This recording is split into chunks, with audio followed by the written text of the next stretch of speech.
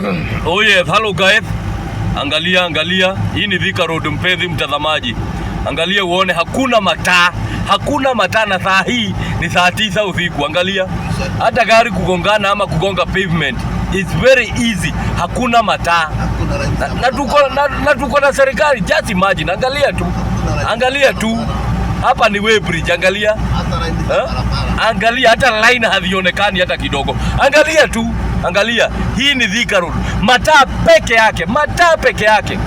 Kwani maintenance ya barabara inakuanga ya nani? Ni Kenya, ni kura ama ni nani?